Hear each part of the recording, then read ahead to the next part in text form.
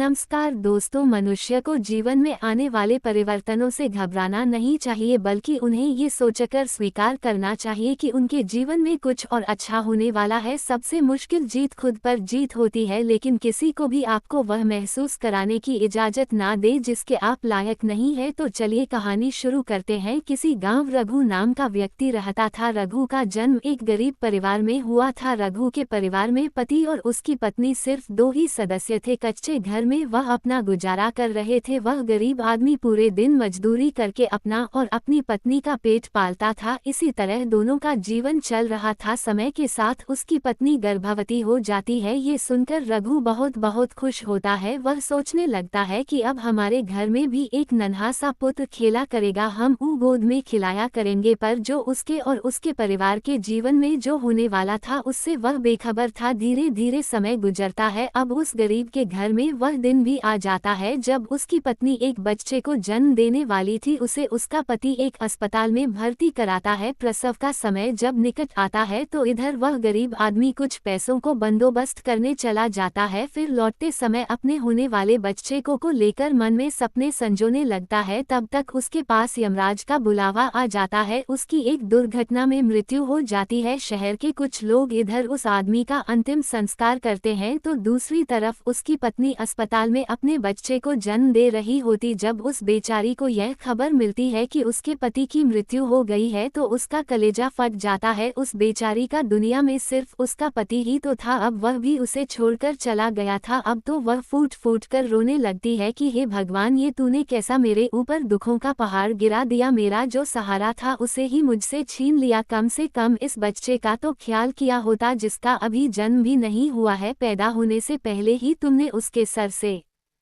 पिता का साया हटा दिया। अब कौन इस बच्चे का पालन पोषण करेगा। वह दुखियारी अस्पताल में ही अपने पति को याद करके बुरी तरह से रो रही थी। उसे समझ में नहीं आ रहा था कि संतान के आने की खुशी व्यतीत करूं या पति के जाने का दुख। शहर के कुछ लोगों ने उसे समझाया, बहन, जन्म मृत्यु सब विधाता के हाथ में होता है, इसमें मनुष्य का कोई जोर नहीं चलता। ये भी कहा जाता है कि परमात्मा जो करता है अच्छा ही करता है, इसीलिए जो चला गया उसका शोक छोड़िए और ये जो आया है उसके बारे में सोचिए। इधर कई तरीकों से लोग उस गरीब महिला को समझाते हैं। कुछ ही देर में उसने एक सुंदर से पुत्र को जन्म दिया। बेटे को देखकर उसका कुछ दुख हल्का होता है। वह सोचती है कि अब मैं इस पुत्र को पाल पोस कर और बड़ा करूंगी, यही मेरा सहारा बनेगा। अब वह अपने बच्चे को लेकर अपने घर आ जाती है। गांव के कुछ लोगों ने उस महिला की कुछ दिन तक मदद करी, लेकिन कौन हमेशा मदद करता है। जब कुछ दिन बीते तो मददगार भी पीछे हट गए। अब वह अपने बच्चे को लेकर बिल्कुल अकेली पड़ गई। वह समझ गई थी कि दूसरों की मदद से कितने दिन तक जीवन जिया जा सकता है। यदि हमें जीना है और इस बच्चे को पालना है तो खुद जिम्मेदारी उठाना होगी, खुद कोई काम करना पड़ेगा। इस प्रकार वह महिला दूसरों के घरों में अपने लिए साफ सफाई का काम तलाश लेती है। काम करके जो पैसे मिलते थे उनसे वह अपना और अपने बच्चे का पेट पालने लगी। समय के साथ धीरे धीरे उसका पुत्र बड़ा होने लगता है। जब वह बालक 5 वर्ष का हो जाता है तो उसकी माँ उसे पढ़ाने के लिए गांव के सरकारी स्कूल में उसका दाखिला करा देती है। उसने सोचा कि मैं अपने बच्चे को पढ़ा लिखाकर इस काबिल बना दूंगी कि उसे कभी किसी के आगे हाथ ना फैलाने पड़े। अब इस प्रकार वह महिला मेहनत मजदूरी करके अपने बच्चे को पढ़ाने लगती है। बच्चा भी ठीक से समझता था कि उसके घर में केवल माँ ही है परिवार का खर्च चलाने वाला। उसका पिता उसके जन्म से पहले ही चला गया है, इसलिए वह पढ़ाई भी खूब मन लगाकर करता था। धीरे धीरे बच्चे की उम्र 14 वर्ष की हो जाती है। एक दिन की बात है, वह महिला बहुत बीमार पड़ जाती है। उसने सोचा कोई छोटी मोटी बीमारी होगी, इसीलिए कभी उस पर ध्यान नहीं दिया, लेकिन उसकी हालत दिन पर दिन खराब होती चली गई। बीमार होने की वजह से वह काम पर भी नहीं जा पाती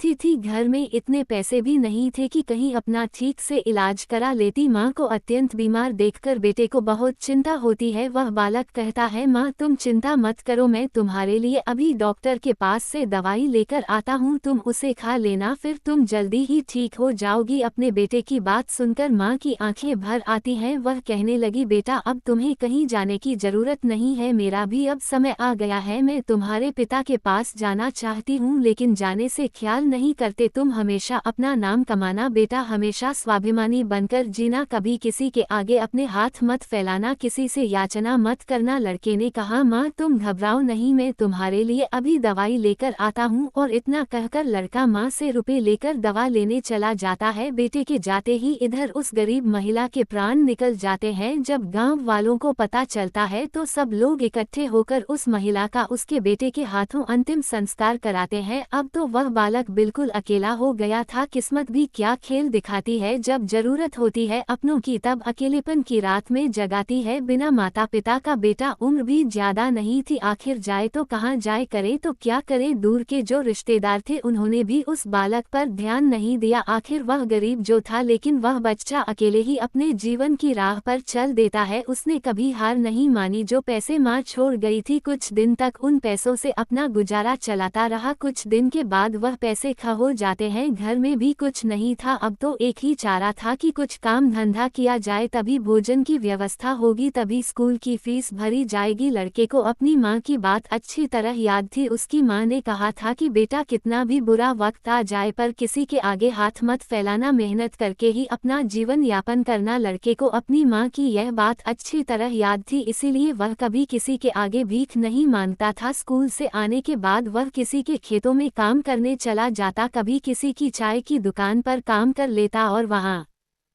से कुछ पैसे मिलते तो अपने स्कूल की फीस भर देता था और अपने खाने पीने की सामग्री खरीद लाता था। इस प्रकार छोटी सी आयु में वह बच्चा पढ़ाई भी करता था और मजदूरी भी करता था। धीरे धीरे कुछ साल ऐसे ही निकल जाते हैं। बच्चा अब अपने गांव से निकलकर कस्बे में पढ़ने लगता है। तब उसकी कॉपी किताबों का, स्कूल की फीस का खर्चा बढ़ जाता है, लेकिन उस बालक ने हिम्मत नहीं हारी। रोजाना स्कूल जाता था। वह जो भी कमाता था उसकी सारी कमाई पढ़ने लिखने में ही लग जाती थी और जो कुछ थोड़ा बहुत बचता था उससे अपना पेट भर लेता था। अगर वह कहीं कोई स्थायी काम करता तो उसकी पढ़ाई छूट जाती थी और पढ़ाई करता तो पेट भरने के लिए भी कुछ नहीं था, इसलिए साथ ही साथ वह दोनों काम करता था। स्कूल से आकर वह इधर काम करने चला जाता था। एक दिन की बात है, वह बच्चा स्कूल से पढ़कर घर वापस लौटा, फिर उसके बाद काम की तलाश में चला गया, लेकिन उस दिन उसे कोई काम नहीं मिला। पूरा दिन निकल गया, हारा थका शाम को घर आकर सो गया। आज कुछ काम नहीं मिला तो खाना कहाँ से खाता, जो पैसे थे उनसे वह पहले ही स्कूल की फीस भर चुका था। उसकी स्थिति तो ये थी कि रोज कमाया रोज खाया। जब उस दिन उसे कोई काम नहीं मिला तो बेचारे को भूखे पेट रहना पड़ा, केवल पानी पीकर सो गए। अब सुबह भूखा ही स्कूल चला जाता है और स्कूल की छुट्टी के बाद जब घर आता है तो फिर किसी काम की तलाश में निकल पड़ता है। सोचता है कल नहीं मिला लेकिन आज मुझे कोई ना कोई काम जरूर मिल जाएगा, लेकिन दुर्भाग्य ने उसका पीछा नहीं छोड़ा। उस दिन भी उसे कोई काम नहीं मिला। आज उसे फिर भूखा पेट सोना पड़ा। भूख अब उसे ज्यादा परेशान कर रही थी, तो एक बार को उसके दिमाग में आता है कि भूखे पेट तो पड़ा भी नहीं जाता, अब तो मैं किसी से कुछ मांग कर खा लेता हूँ। पर माँ ने मरते वक्त उससे कहा था कि बेटा कभी भीख मांग कर मत खाना, हमेशा कमा कर खाना। लड़का भी बड़ा स्वाभिमानी था, किसी से मांगने की उसकी हिम्मत नहीं हुई। सोचता था चाहे कुछ भी हो जाए पर भीख मांग करके नहीं खाऊंगा। अगर मैंने भीख मांगना शुरू कर दिया तो लोग बैठकर सोचने लगता है कि अगर इस समय मुझे भोजन नहीं मिला तो मेरे प्राण निकल जाएंगे, मुझे कुछ ना कुछ तो करना ही पड़ेगा। अब एक बार फिर से उसके मन में भीख मांगने का विचार आता है, लेकिन उसकी अंतरात्मा फिर कर देती है कि तू गरीब है, भिखारी नहीं, भीख मांगेगा तो फिर भीख मांगने की आदत पड़ जाएगी और तू भिखारी बन जाएगा। काफी देर तक लड़का इन्हीं प्रश्नों में उलझा रहता है। फिर उसके दिमाग में आया कि भीख मांगना अलग बात है और मदद मांगना अलग बात है। मैं किसी से भीख नहीं मांगूंगा, पर मदद तो मांग सकता हूँ। भीख मांगना तो वह है जो मांगकर फिर लौट आया नहीं जाता, पर मदद मांगना वह है जो आप कभी भी लौटा सकते हो। लड़के ने सोचा कि मैं आज किसी से मदद मांग लेता हूँ, जब मुझे काम मिल जाएगा तो मैं लौटा दूंगा। अब लड़का वहाँ से चलता है तो उसे गांव के बाहर एक बड़ा सा घर दिखाई देता है। लड़का उस द्वार पर जाकर द्वार को खटखटा है, तब घर के अंदर से एक महिला निकलती है। महिला ने द्वार पर देखा कि एक 15 वर्ष का बड़ा ही उदास सा मासूम सा लड़का खड़ा है। पहले तो वह महिला उस लड़के से पूछती है कि बेटा तुमने दरवाजा क्यों बजाया, क्या कुछ काम है? लड़का दोनों हाथ जोड़कर कहता है माँ जी मैंने दोपहर के समय आपको तकलीफ दी, इसके लिए क्षमा चाहता हूँ। तब वह महिला पूछती है बेटा क्या तुम्हें कुछ चाहिए, मैं तुम्हारी क्या मदद कर सकती हूँ? वह महिला भी एक बच्चे की माँ थी, इसलिए ममता का भाव उसके शब्दों में था। उस महिला के पूछने पर एक बार तो लड़के के मन में यह आया कि चलो इन माँ जी से मैं कह ही देता हूँ कि मैं 2-3 दिन से भूखा हूँ और भोजन ना मिलने के कारण बहुत परेशान हूँ, लेकिन उसके स्वाभिमान ने उसे रोक लिया और वह भोजन की जगह पानी मांग बैठा। कहने लगा माँ जी मुझे बहुत जोर की प्यास लगी थी, इसीलिए दरवाजा खटखटाया था, क्या एक गिलास पानी मिल सकता है? लेकिन वह महिला बहुत समझदार थी, उसने जब लड़के को देखा तो वह समझ गई कि बालक बहुत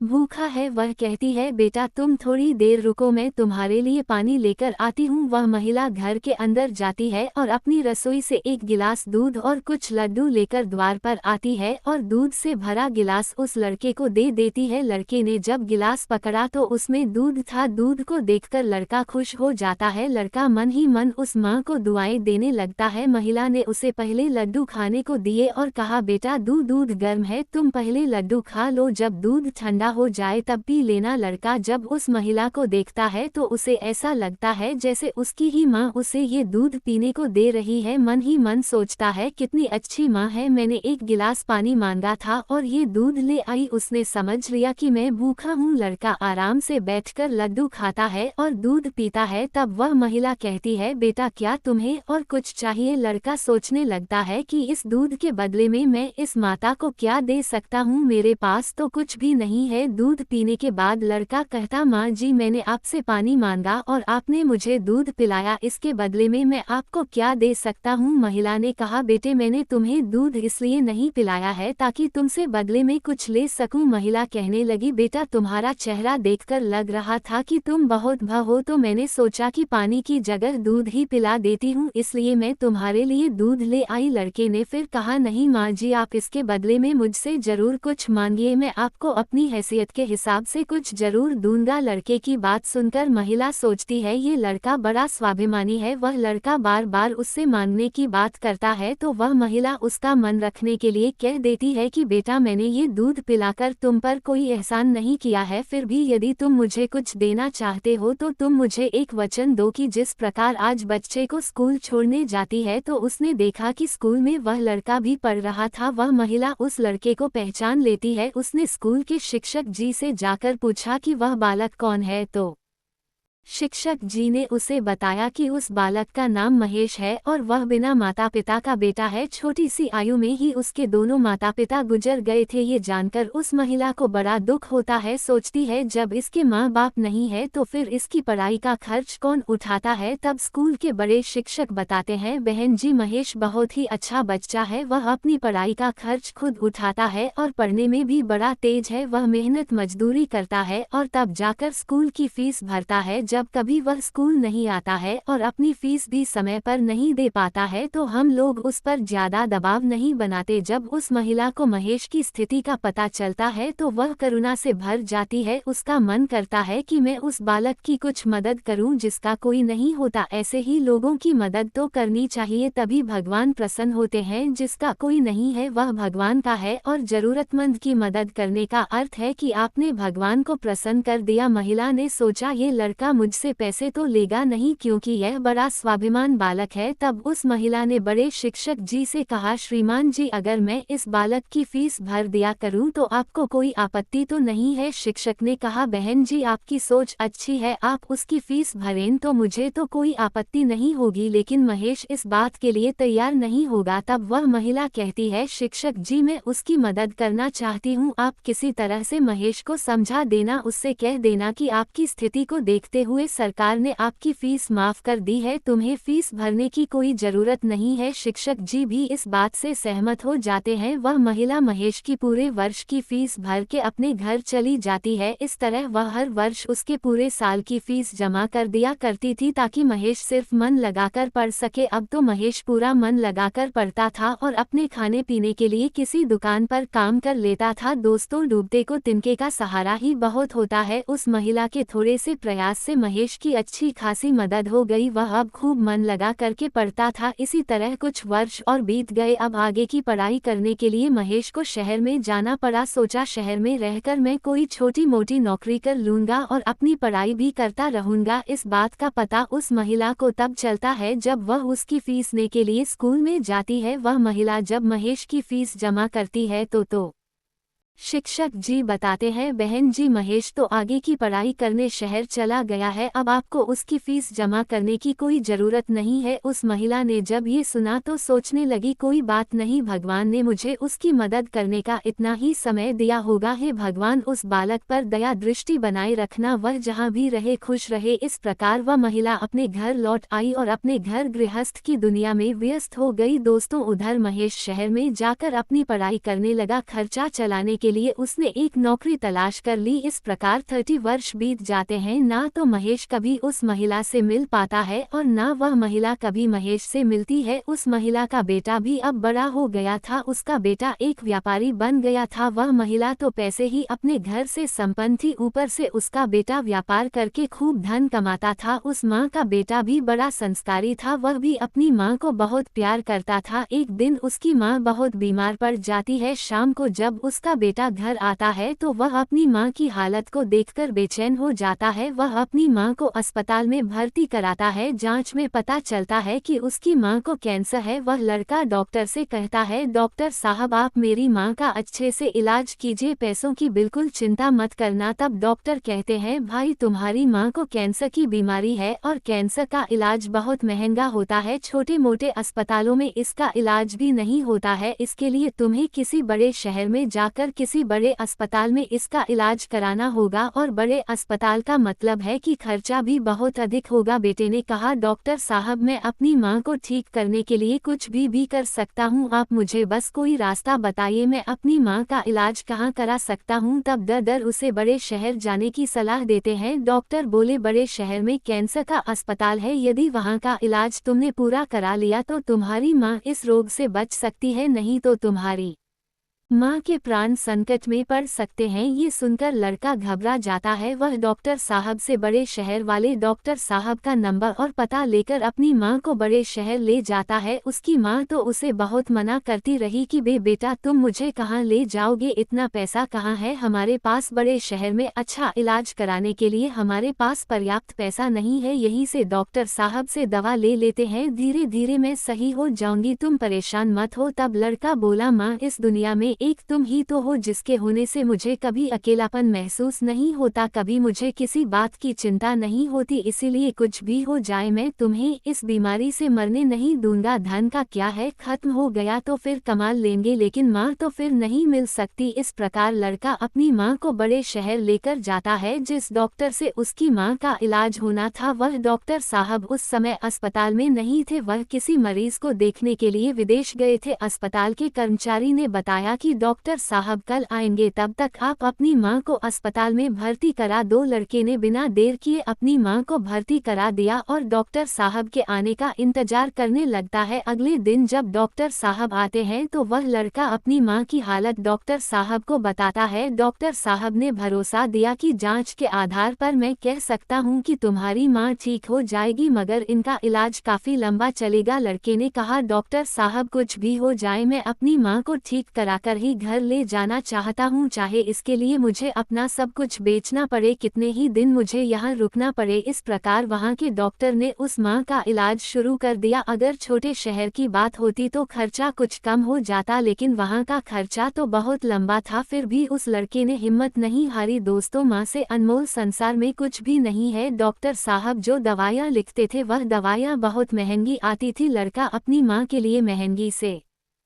महंगी दवाइयाँ लेकर आता था। उधर उसका जो व्यापार था वह अपनी माँ की देखरेख के कारण उसमें भी समय नहीं दे पाया, तो वह भी ठंडा पड़ गया। कई दिन तक इलाज होता रहा। धीरे धीरे माँ की हालत में सुधार होने लगा। बेटे के पास जो जमा पूंजी थी वह खत्म होने लगी। इधर माँ को जब पता चलता है कि बेटे के पास अब पैसे नहीं रहे तो माँ कहती है, बेटा तुम इतनी महंगी दवाइयाँ क्यों ले रहे हो? कहाँ से डॉक्टर साहब की फीस भरोगे? कहाँ से दवाइयों का खर्च उठाओगे? तुम्हारा व्यापार भी बंद हो गया है। तब बेटा कहता है, माँ तुम चिंता मत करो, मैं तुम्हारा इलाज अपना मकान दुकान सब कुछ बेच कर कराऊंगा। माँ भी बेटे की जिद के आगे बेबस हो जाती है। वह लड़का अपनी माँ का इलाज निरंतर जारी रखता है और धीरे धीरे 1 महीना बीत जाता है। वहाँ पर एक बात बड़ी ही विचित्र थी। उस अस्पताल का जो सबसे बड़ा डॉक्टर था वह जब उस लड़के की माँ से मिलने आता था तो काफी देर उस माँ के पास बैठकर बातें किया करता था। ये देखकर माँ को भी बड़ा अच्छा लगता था और वह सोचती थी कि अजीब डॉक्टर है, इतना बड़ा डॉक्टर होकर भी जिसके पास बिल्कुल भी फुर्सत नहीं है, वह मुझसे बात करने के लिए इतना समय कैसे निकाल लेता है। दोस्तों, इस प्रकार कई दिन बीत जाते हैं। एक दिन वह लड़का डॉक्टर के पास जाता है और डॉक्टर साहब से पूछता है कि डॉक्टर साहब अभी मेरी माँ का इलाज कितने दिन और चलेगा? डॉक्टर साहब उसे सारी बात बताते हैं कि भाई आप चिंता मत करो, आपकी माँ पूरी तरह से स्वस्थ हो चुकी है। मैं भी संतुष्टि के लिए एक बार जांच और करा लेता हूँ, उस जांच की रिपोर्ट आ जाने दो, फिर तुम अब अपनी माँ को घर ले जा सकते हो। अब तो उस माँ का बेटा रिपोर्ट आने का इंतजार करने लगता है। 2 दिन के बाद रिपोर्ट आ जाती है। जब रिपोर्ट आती है तो लड़का फिर डॉक्टर से मिलने जाता है और पूछता है, डॉक्टर साहब क्या मेरी माँ ठीक हो गई? कोई खतरे वाली बात तो नहीं है? तब डॉक्टर साहब कहते हैं, भाई चिंता मत करो, रिपोर्ट अच्छी आई है, तुम्हारी माँ पूरी तरह से ठीक हो गई है, अब आप इन्हें अपने घर ले जा सकते हो। डॉक्टर की बात सुनकर बेटा खुश हो जाता है और डॉक्टर साहब को बहुत धन्यवाद देता है। लड़का अपनी माँ के पास जाता है और सोचता है कि भगवान का लाख लाख धन्यवाद कि मेरी माँ बच गई, मेरी मेहनत सफल हो गई। यही बात वह अपनी माँ को बताने के लिए जाता है और माँ से कहता है कि माँ आप अब पूरी तरह से ठीक हो गई हो, अब हम जल्द ही अपने घर जाने वाले हैं। ये बात सुनकर माँ भी बड़ी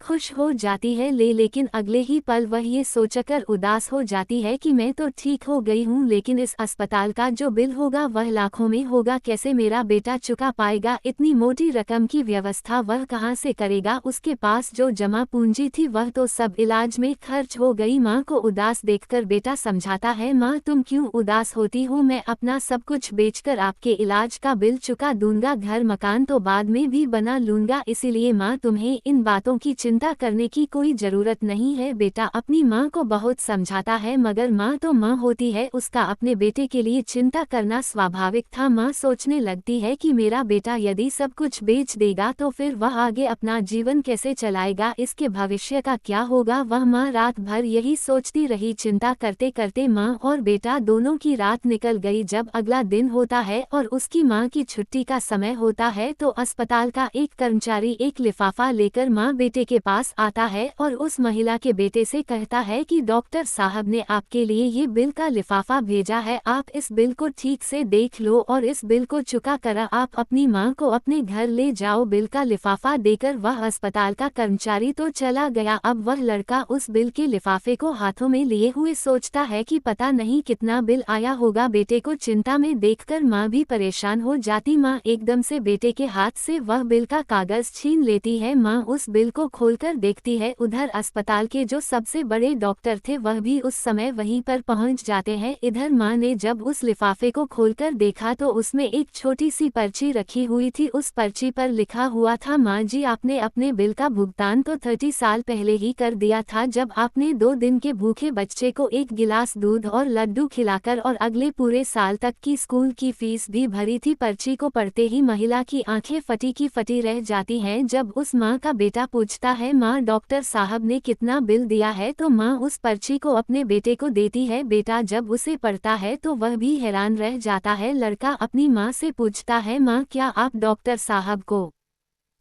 पहले से जानते हो डॉक्टर साहब से आपकी जान पहचान कब हुई थी? तब माँ कहती है बेटा मैं इन्हें पहले से नहीं जानती हूँ, अभी पता चला है। बेटे ने पूछा फिर इसमें 30 साल पहले की घटना क्यों लिखी है? तब माँ कहती है बेटा 30 साल पहले जब तुम बहुत छोटे थे तब तुम्हारी उम्र का एक छोटा सा लड़का भरी दोपहरी में हमारे घर के द्वार पर आया था। वह भूखा प्यासा था, उसने मुझसे एक गिलास पानी मांगा था। मैंने बच्चे को देखा तो मैं समझ गई कि वह भूखा है, इसीलिए दूध और लड्डू लाकर मैंने उसे खाने को दे दिए। वह कई दिनों से भूखा था, उसने दूध तो पी लिया पर वह मुझसे कहने लगा कि माँ तुम्हारा ये ऋण मैं कैसे चुका पाऊंगा। तो मैंने उसका मन समझाने के लिए कह दिया था कि जब तुम बड़े हो जाओ, मदद करने लायक हो जाओ तो तुम भी किसी जरूरतमंद की मदद कर देना। मुझे क्या पता था कि वही लड़का जिसे मैंने एक गिलास दूध पिलाया था वह 30 साल बाद इतना बड़ा डॉक्टर बनकर मेरी मदद करेगा। लोग तो आज लेकर कल को भूल जाते हैं, लेकिन उस बच्चे ने मेरा वह वचन अभी तक याद रखा है। मैं इस बात को सोचकर बड़ी हैरान हूँ कि डॉक्टर साहब ही वह बच्चा है। इधर माँ बेटे आपस में बातचीत कर रहे थे, उधर वह डॉक्टर साहब उनके पीछे खड़े होकर उनकी बातें सुन रहे थे। उनकी आंखों में आंसू थे और बचपन का वह समय उन्हें याद आ गया जब वह भूखे प्यास से उस माँ के द्वार पर पहुँचे थे। डॉक्टर साहब आगे बढ़कर उस माँ को प्रणाम करते हैं और माता जी के पास बैठ जाते हैं। कहते हैं माँ आपके कहे हुए शब्द आज भी मेरे कानों में गूंजते हैं। मैंने आपके उन्हीं शब्दों को अपना संस्कार बनाया। मैंने अपनी जिंदगी में बहुत दुख देखा है लेकिन कभी हिम्मत नहीं हारी। मैं आपका बहुत बड़ा कर्जदार हूँ। यदि आप मेरे स्कूल की फीस नहीं भरती तो आज मैं इतना बड़ा डॉक्टर नहीं बना पाता। माँ यह आपकी ही देन है। मैंने तो आपको उसी दिन अपनी माँ मान लिया था जिस दिन आपने ममता भरी छाव में बैठाकर भूखे को दूध पिलाया था। इतना कहने के बाद डॉक्टर साहब वह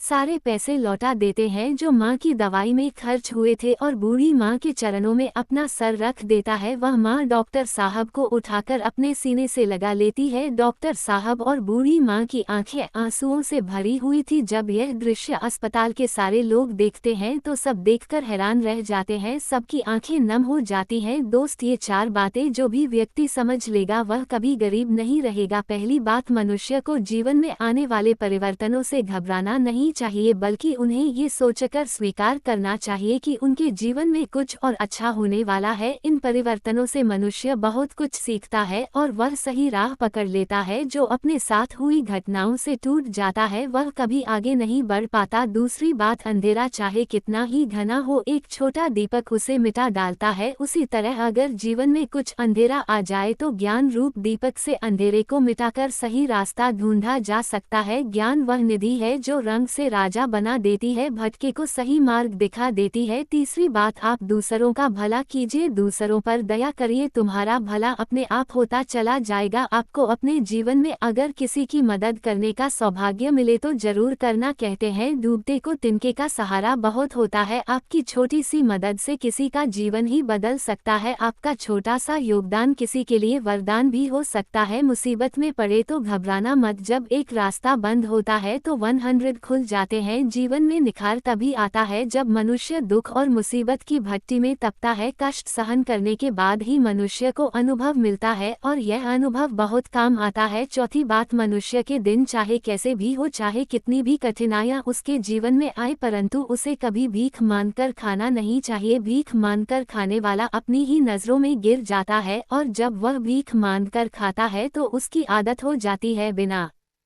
मेहनत किए खाने की। इसलिए मनुष्य को हमेशा मेहनत करके ही खाना चाहिए, तभी मनुष्य सफल और आत्मनिर्भर बनता है। किसी को मदद की जरूरत हो तो आप सबसे पहले उसकी मदद करें, लेकिन अगर आपको मदद की जरूरत हो तो आपको किसी से मदद मांगने की जरूरत ना हो, आप खुद ही अपनी मदद करने की काबिलियत रखें। आत्मसम्मान आपकी आवाज है, इसे बुलंद रखें। दूसरों पर ध्यान देने से बेहतर है खुद में रहो, खुद को समझो और आगे बढ़ो। आत्मसम्मान एक ऐसा कवच है जिसे कोई आपसे छीन नहीं सकता। जो कोई खुद से प्यार नहीं कर सकता वह किसी और से भी प्यार करने के लायक नहीं। उसकी इज्जत कभी मत करो, जो आपकी इज्जत कदर ना करे उसे अहंकार मत समझना, उसे आत्मसम्मान कहते हैं। अगर आप चाहते हो दुनिया आपकी इज्जत करे तो सबसे पहले आपको अपनी इज्जत करनी होगी। अगर कोई आपका अपमान करे तो उसका भी शुक्रिया अदा करे, क्योंकि वह इंसान आपको आपकी जिंदगी की सच्चाई बता रहा है। ज्यादातर लोग उन चीजों की कदर नहीं करते जो उन्हें आसानी से मिली मिली हो लेकिन खो देने के बाद पछताते हैं। तो दोस्तों कैसी लगी आपको ये कहा आप हमें कमेंट सेक्शन में ज़रूर बताना, और अच्छी लगी हो तो इस चैनल को सब्सक्राइब जरूर कर लेना। तो चलिए मिलते हैं ऐसी ही कोई नई कहानी। धन्यवाद।